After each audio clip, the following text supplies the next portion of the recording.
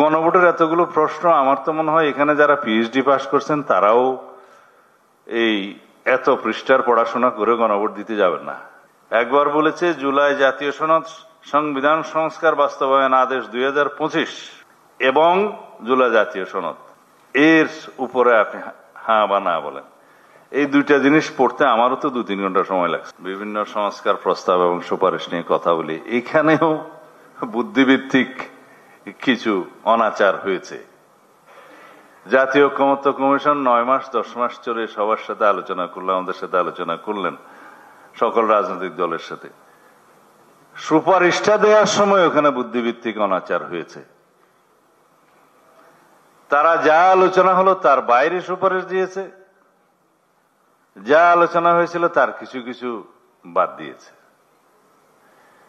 এভাবে যখন সরকারের কাছে গেল, অবশ্য ঐকমত্য কমিশনে যিনি সুপারিশ করেছেন প্রধান হিসেবে, ওখানেও প্রফেসর ইউনূস সাহেব নিজে সভাপতি হিসেবে সই করেছেন, আর সুপারিশটাও প্রেরণ করেছেন তার নিজের কাছে প্রধান উপদেষ্টা হিসেবে, প্রধান উপদেষ্টার কাছে। সেটা আমি বলেছিলাম কিছুদিন আগে। এখানে একটা ক্ল্যাশ অফ ইন্টারেস্ট হয়েছে। হয় ওনার ঐকমত্য কমিশনের সভাপতি হওয়া উচিত ছিল না, আর যখন উনি সুপারিশ করেছেন তার নিজের কাছে, তখন সেই উপদেষ্টা পরিষদের যেহেতু উনি প্রধান, তখন সেই বিবেচনাগুলো করার সময় সঙ্গত কারণে প্রশ্ন ওঠে যে নিজের সুপারিশ নিজে কিভাবে সিদ্ধান্ত নেয়, বিবেচনা করে। যে বিবেচনাটা তারা করেছেন তাতে করে একটা জাতির সাথে প্রতারণা তো হয়েছেই, এবং এমন একটা পরিবেশ সৃষ্টি করেছেন যে জাতির মধ্যে ঐক্য সৃষ্টির পরিবর্তে অনৈক্য সৃষ্টির কিছু লক্ষণ ওখানে প্রকাশিত হয়েছে। তো বিভক্ত জাতি তো আমরা নির্মাণ করতে পারি না। যাই হোক, তারপরেও তারা নির্বাচনের জন্য অঙ্গীকারাবদ্ধ, এবং নির্বাচন কমিশন জাতীয় সংসদ নির্বাচনের তফসিল ঘোষণা করবেন। সরকার আগামী ফেব্রুয়ারির প্রথমার্ধে নির্বাচন অনুষ্ঠানের জন্য আয়োজনের জন্য আন্তরিক, এটাকে আমরা সাধুবাদ জানিয়েছি। বাকি রইল গণভোটের কথা। আমরা এই জন্যই প্রস্তাব করেছিলাম যে সবাই যখন আইনি ভিত্তি চাচ্ছে, রাজনৈতিক সমঝোতার দলিল হিসেবে জুলাই জাতীয় সনদ স্বাক্ষরিত হওয়ার পরেও এর গ্যারান্টি চাচ্ছে, তখন আমরা বললাম হয়তো অনেকের অনেক উদ্দেশ্য আছে, আমাদের আন্তরিকতার অভাব নেই, তারপরেও এটা সার্বভৌম জনগণের সম্মতি নেওয়া যায় একই দিনে, শুধুমাত্র জুলাই জাতীয় সনদের উপরে হ্যাঁ অথবা না ভোট দিবে। সবাই রাজি হয়েছিল। যারা রাজি হতে কখনো চায় না সেরকম 2টা দল আছে, তারা রাজি হয় নাই, বলল না আগে হইতো। তা আগে হলে ফলাফল কি? হ্যাঁ অথবা না। পরে ইলেকশনের দিনে ফলাফল কি হবে? হ্যাঁ অথবা না। ব্যবধানটা কি? গণভোটে যদি জুলাই জাতীয় সনদের পক্ষে জনগণ হ্যাঁ বলে, যেহেতু সংস্কার চাই আমরা, তাহলে সেটা বাস্তবায়নের জন্য সংসদের উপর একটা নৈতিক বাধ্যবাধকতা আসবে। কিন্তু সার্বভৌম জাতীয় সংসদের সার্বভৌমত্বকে আরোপিত কোনো আয়োজন, আরোপিত কোনো আইন, আরোপিত কোনো আদেশ এবং কোনো প্রস্তাবনা দিয়ে কখনো বাধ্য করা যায় না। এটাই সার্বভৌমত্ব পার্লামেন্টের, জাতীয় সংসদের। এবং এই প্রজাতন্ত্রের সকল ক্ষমতার মালিক হিসেবে আর্টিকেল 7 অনুসারে জনগণ সেই সার্বভৌমত্বের প্রকাশটা করে থাকে তাদের প্রতিনিধি নির্বাচনের মধ্য দিয়ে। সেইটার উপরে কোনো আরোপিত আদেশ দিয়ে এই সার্বভৌমত্বকে হস্তক্ষেপ করা যায় না, যেটা করতে চেয়েছে কয়েকটা প্রশ্ন দিয়ে। তো গণভোটের এতগুলো প্রশ্ন, আমার তো মনে হয় এখানে যারা পিএইচডি পাস করছেন তারাও এই এত পৃষ্ঠার পড়াশোনা করে গণভোট দিতে যাবেন না। যে সমস্ত কঠিন প্রশ্নাবলী করেছে, একবার বলেছে জুলাই জাতীয় সনদ সংবিধান সংস্কার বাস্তবায়ন আদেশ 2025 এবং জুলাই জাতীয় সনদ, এর উপরে আপনি হ্যাঁ বা না বলেন। এই দুইটা জিনিস পড়তে আমারও তো 2-3 ঘন্টা সময় লাগছে। এবং এইখানে বলছে জুলাই জাতীয় সনদ উইদিন ব্র্যাকেট সংবিধান সংস্কার আদেশ 2025। এটা কিরকম আদেশ?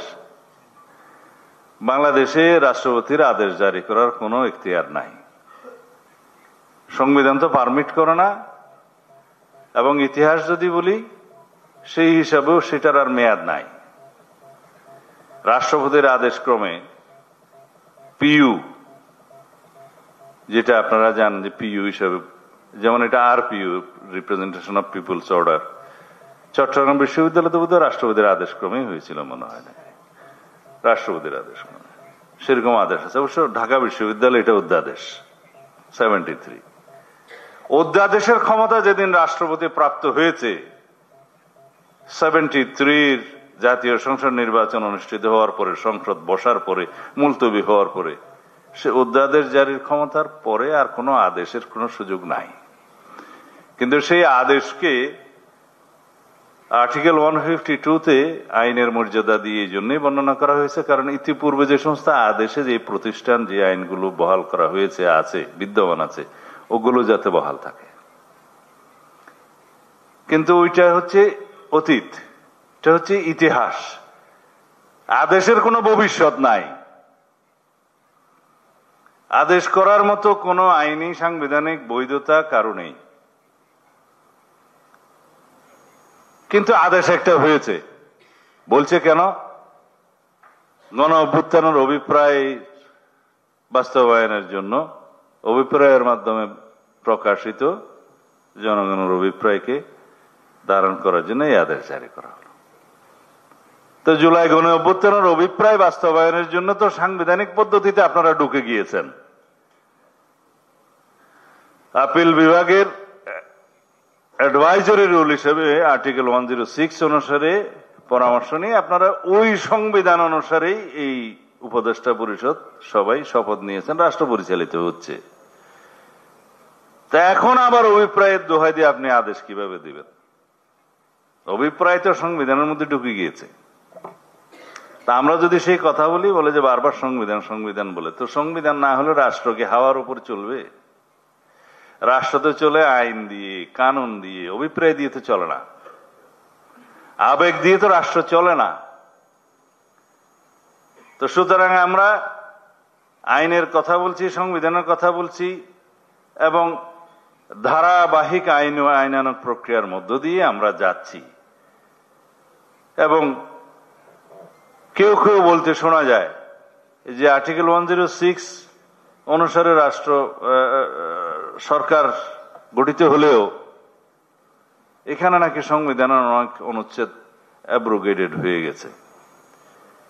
অ্যাব্রোগেটেড হবে জেনেই তো 106 দেয়া হয়েছে, যেহেতু তখন প্রধানমন্ত্রী ফ্যাসিস্ট প্রধানমন্ত্রী পলাতক।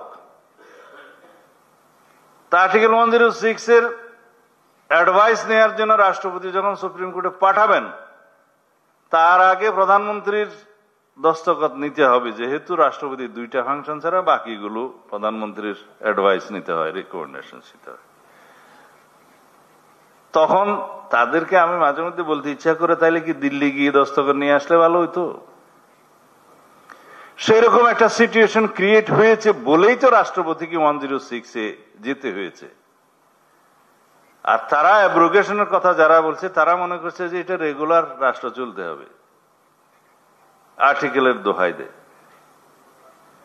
যে সিচুয়েশনের সংবিধানে কোনো কিছু স্পেসিফিক উল্লেখ থাকে না, সেই বিষয়টা বর্ণনা করেই 106-এ বর্ণনা করা হয়েছে। আপনারা 106-এ পড়লে দেখবেন, যদি সেরকম জনগুরুত্বপূর্ণ ইস্যু তৈরি হয়, যে ইস্যুতে সংবিধানে কোনো কিছু স্পেসিফিক উল্লেখ থাকে না, সেই বিষয়ে রাষ্ট্রপতি সেই অ্যাডভাইসটা নেন। তখন বলা হচ্ছে যে সেই সিচুয়েশনে তো কিছু কিছু আর্টিকেল অ্যাব্রোগেটেড হয়েছে, জাতীয় সংসদকে বিলুপ্ত করে দেয়া হয়েছে। জাতীয় সংসদ বিলুপ্ত করার আগে তো প্রধানমন্ত্রীর কনসালটেশন বা তার অ্যাডভাইস অনুসারে রাষ্ট্রপতি বিলুপ্ত করবে। তো তাদের কথা শুনতে গেলে তো বলতে হবে যে দিল্লি থেকে সই নিয়ে আসো, হাসিনার সই, তারপরে পার্লামেন্ট বন্ধ করতে হবে, বাতিল করতে হবে। আগস্টের 6 তারিখ পার্লামেন্ট বাতিল করা হলো, রাষ্ট্রপতি আদেশ করলেন, অর্ডার করলেন যে পার্লামেন্ট বাতিল করা হলো। তখন কিন্তু ইনারা জিজ্ঞেস করে নাই ওখানে শেখ হাসিনার দস্তখত আছে কি নাই। আজকে সে আর্গুমেন্ট করছে, হাইকোর্টেও কেউ কেউ যাচ্ছে যে এই সরকারের তো পুরোপুরি বৈধতা নাই। তো তাদের উদ্দেশ্য ভিন্ন, একটা লিগ্যাল কেওয়াস সৃষ্টি করবে বিভিন্ন বাহানায়, যাতে যথাসময়ে নির্বাচন অনুষ্ঠান না হতে পারে, অথবা বাধাগ্রস্ত হয়, অথবা নির্বাচনই না হয়। তাতে করে তারা ক্ষমতা ভোগ করবে কারা? আমি সরকারের কথা বলছি না, সরকারের নিয়ত মনে হয় ঠিক আছে, বাকিদের কথা বলছি। কারণ সরকারের নিয়ত নিয়ে কথা বলার মতো পরিস্থিতি এখনো আসে নাই। কারো কারো মনে অবশ্য আছে, সরকারের ভিতরে কেউ কেউ আছে। তবে মাননীয় প্রধান উপদেষ্টা প্রতিশ্রুতিবদ্ধ যথাসময়ে ফেব্রুয়ারির প্রথমার্ধে নির্বাচন অনুষ্ঠানের জন্য। আর কোনো কারণে না হলেও সেই কারণে তাকে ধন্যবাদ জানাই। এখন যে জটিলতাগুলো সৃষ্টি করছে, কেউ জুলাই সনদে স্বাক্ষর করার জন্য এখনো পরীক্ষা নিরীক্ষা করছে আদেশ, আর কেউ বলছে ঠিক আছে যে আদেশটা জারি করে জনগণের অভিপ্রায় পূর্ণ হয়েছে, কিন্তু গণভোটের বিষয়ে একটু কথা আছে। আপনারা দেখবেন আর 5-7 দিন গেলে ইনিয়ে বিনিয়ে এই আন্দোলনটা, এখন তো যমুনা থেকে সরে এসছে, আর কিছুদিন পরে গ্রামে যেয়ে নির্বাচনের কাছে গিয়ে দাঁড়াবে। আমরা বাংলাদেশের মানুষ দীর্ঘ 16 বছর 17 বছর সংগ্রাম করেছি একটা স্বাধীন মুক্ত পরিবেশে, উৎসব মুখর পরিবেশে নিজেদের ভোটাধিকার প্রয়োগ করার জন্য। সেই জন্য সারা জাতি, সমগ্র মানুষ উন্মুখ হয়ে আছে। এই নির্বাচনের মাধ্যমে আমাদেরকে এমন একটি দেশ, এমন একটি গণতান্ত্রিক ব্যবস্থা নির্মাণ করতে হবে যাতে আগামীতে কোনোদিনই কোনো সময় স্বৈরাচারের উদ্ভব না হয়, ফ্যাসিবাদের উৎপত্তি এবং উৎপাত না হয়।